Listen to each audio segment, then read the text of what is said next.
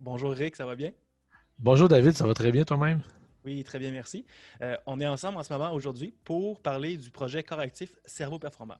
Est-ce que tu pourrais me parler un petit peu de l'origine de ce projet-là que vous faites dans votre région? Oui, bien tout d'abord, merci de m'offrir cette place-là. Correctif Cerveau Performant, c'est un projet où on utilise l'activité physique comme levier aux apprentissages scolaires des élèves. L'origine de ça date de 2010, où est-ce que j'ai eu une discussion avec une conseillère pédagogique en adaptation scolaire pour trouver des façons de rendre nos élèves plus prédisposés aux apprentissages. Mais dans ce temps-là, on visait plus la gestion de l'énergie. Puis de fil en aiguille, on a bâti ce projet-là. Puis finalement, on est rendu à une trentaine d'écoles en Ottawa qui participent à différents degrés là, au projet correctif cerveau performant.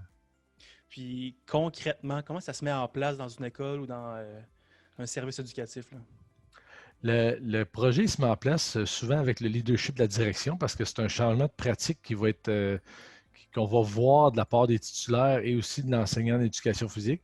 L'enseignant d'éducation physique va prescrire une forme d'exercice physique au niveau, avec un niveau une intensité assez élevée pour au moins 20 à 30 minutes, suivi d'un bon retour au calme de 5-10 minutes, pour après ça avoir une période où les apprentissages vont être maximisés pendant 2 heures dans la classe avec le titulaire.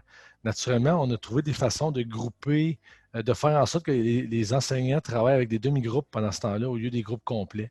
C'est l'ensemble des facteurs qui fait que la réussite des élèves va être bonifiée.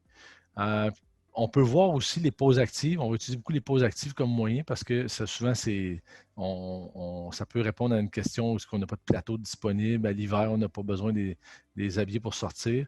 Mais les pauses actives doivent être faites selon une prescription de la part d'enseignants d'éducation physique afin d'avoir la bonne courbe d'intensité au bon moment. OK. Puis est-ce que vous avez remarqué des retombées avec les années que vous faites le projet? C'est d'ailleurs pourquoi le projet il date depuis 11 ans maintenant. C'est le fait qu'il y a un bien, il y a un gain qui est fait au niveau des apprentissages. On a vu des écoles avoir une amélioration au niveau des notes scolaires, tout simplement, là. Des fois, on le voit comme ça. Mais on peut le chiffrer, mais ce qu'on peut voir des améliorations, c'est vraiment au niveau de l'attitude en classe, etc. Hmm. Les titulaires aussi apprécient beaucoup le fait que quand ils arrivent de la période d'activité physique, ben, dans le fond, ils sont beaucoup plus réceptifs aux apprentissages, donc c'est beaucoup plus facile pour eux d'aller voir les nouveaux apprentissages. Puis on a vu que les retards pédagogiques sont beaucoup plus euh, euh, proches, donc on permet à des élèves de rattraper. On a même vu des élèves au secondaire revenir au régulier de l'adaptation scolaire, revenir au régulier, Wow. puis avoir le diplôme suite à ce projet-là. Ah wow, c'est super ça. Mais merci Oui, Eric pour ton temps. oui. Merci.